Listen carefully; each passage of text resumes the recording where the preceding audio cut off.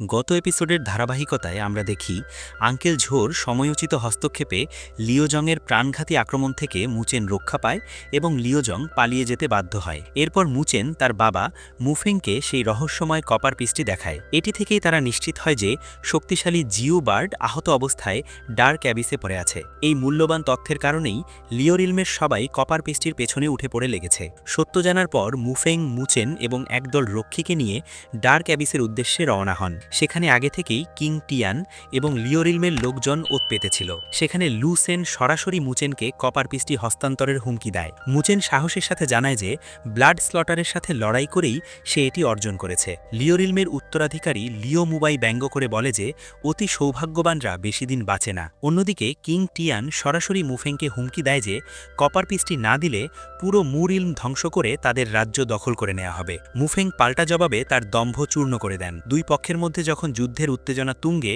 ঠিক তখনই এক অভাবনীয় দৃশ্য দেখা যায়।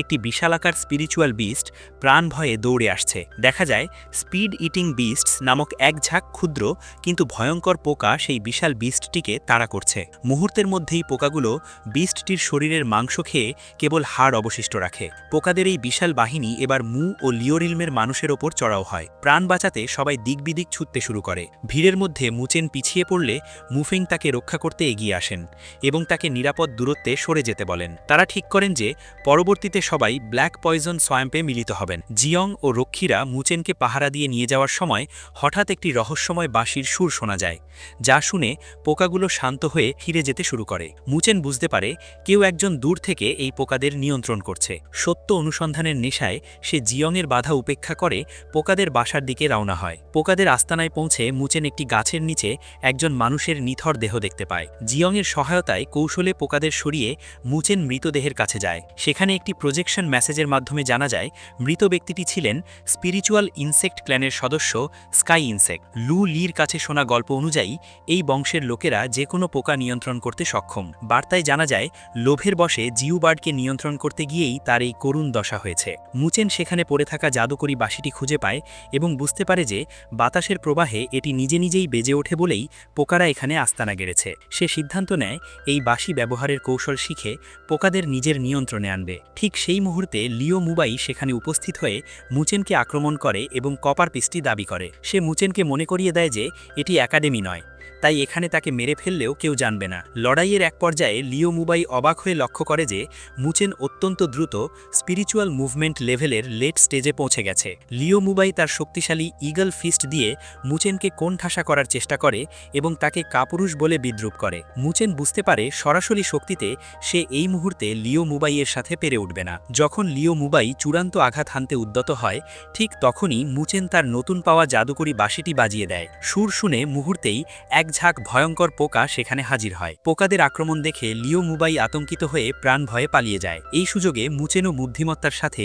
সেখান থেকে নিরাপদে বেরিয়ে আসে। গল্পের এই পর্যায়ে আমরা মুফেং এবং তার সঙ্গীদের ব্ল্যাক পয়জন সোয়াম্প বা কালো বিষাক্ত জলাভূমির কিনারায় পৌঁছাতে দেখি। আঙ্কেল ঝো চারপাশ পর্যবেক্ষণ করে জানান যে এই বিশাল জলাভূমি পার হওয়া অত্যন্ত দুঃসাধ্য। দীর্ঘ পথ পাড়ি দিয়ে সবাই এমনিতেই ক্লান্ত, তার ওপর এই জলাভূমি আকাশপথে উড়ে পার হওয়া মুফেং এবং ঝো ছাড়া আর কারো পক্ষে সম্ভব নয়। অন্যদিকে নৌকায় পার হওয়াও আত্মঘাতী, কারণ পানির নিচে ওত পেতে আছে অসংখ্য বিষাক্ত কালো কুমির। ঠিক সেই মুহূর্তে জিয়ং ও রক্ষীদের নিয়ে মুচেন সেখানে উপস্থিত হয়। তাদের অক্ষত দেখে মুফেং ও ঝো স্বস্তির নিঃশ্বাস ফেলেন। মুফেং আশঙ্কা প্রকাশ করেন যে লিওরিলমের লোকজন সম্ভবত কোনো সংক্ষিপ্ত পথ চেনে এবং তারা হয়তো এর মধ্যেই জিউ বার্ডের অনেকটা কাছে পৌঁছে গেছে। এই সংকটময় মুহূর্তে মুচেন এক অভাবনীয় বুদ্ধি বের করে। সে বলে যে এই জলাভূমি পার হওয়া সম্ভব, তবে তার জন্য কিছু জ্যান্ত কুমির এবং কাঠের প্রয়োজন হবে। মুচেনের পরিকল্পনা অনুযায়ী তারা কিছু কুমির ধরে ফেলে এবং সেগুলোর পিঠের ওপর কাঠের মাচা তৈরি করে এক অদ্ভুত জলযান বানিয়ে নেয়। মুচেন ব্যাখ্যা করে যে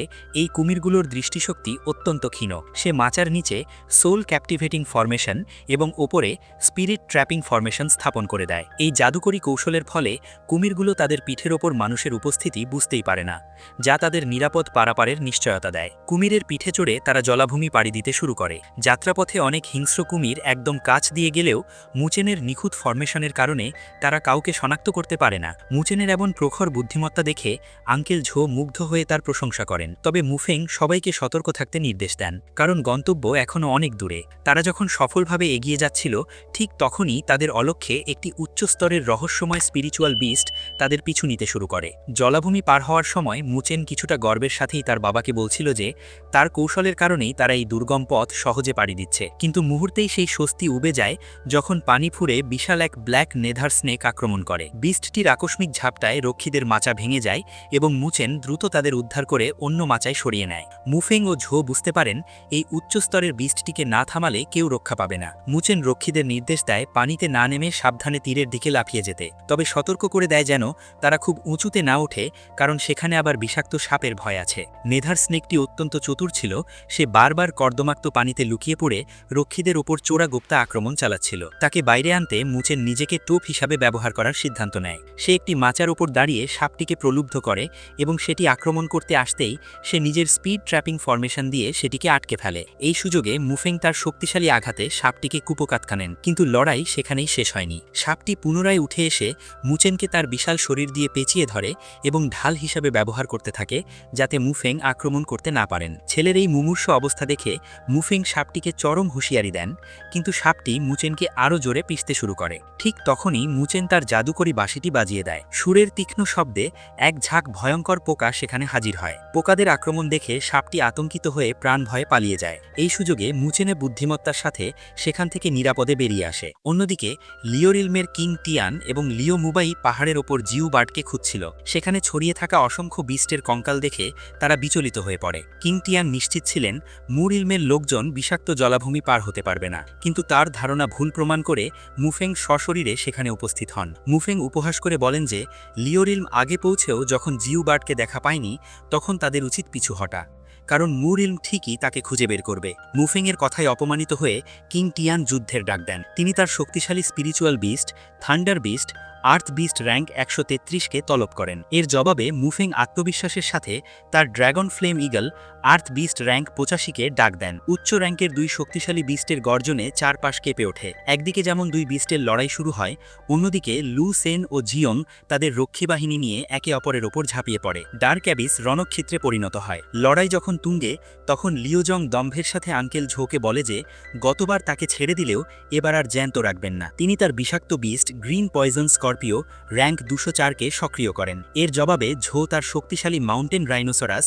র্যাঙ্ক 180 নিয়ে পাল্টা আক্রমণ চালান। বিশৃঙ্খলার সুযোগে দুজন রক্ষী মুচেনকে আক্রমণ করতে এলে জিয়ং একজনকে রুখে দেন এবং মুচেন তার বিধ্বংসী সেনলো ডেথ মার্ক ব্যবহার করে অন্যজনকে ধুলোয় মিশিয়ে দেন। ঠিক সেই মুহূর্তে মুচেনের কাছে থাকা কপার পিসটি প্রচণ্ড উত্তপ্ত হতে শুরু করে। পাহাড়ের চারপাশে ছড়িয়ে থাকা বিস্টের কঙ্কালগুলোর অবস্থান দেখে মুচেন নিশ্চিত হয় যে জিউ বার্ড চূড়ার ওপর কোনো রহস্যময় গুহায় লুকিয়ে আছে। জিয়ং লড়াইয়ের মাঝে পথ তৈরি করে দিলে মুচেন পাহাড়ের চূড়ার দিকে ছুটতে শুরু করে। এই দৃশ্য দেখে কিং টিয়ান কালক্ষেপণ না করে লিও মুবাইকে তার পিছু নেওয়ার নির্দেশ দেন। চূড়ায় পৌঁছে মুচেন একটি সুড়ঙ্গ বা গুহা দেখতে পায়। সেখানে লিও মুবাই তার পাখা দিয়ে অতর্কিত আক্রমণ করলে মুচেন অল্পের জন্য রক্ষা পায়। লিও মুবাই দম্ভ করে বলে যে জিউ বার্ড পাওয়ার অধিকার কেবল লিও রিলমেরই আছে।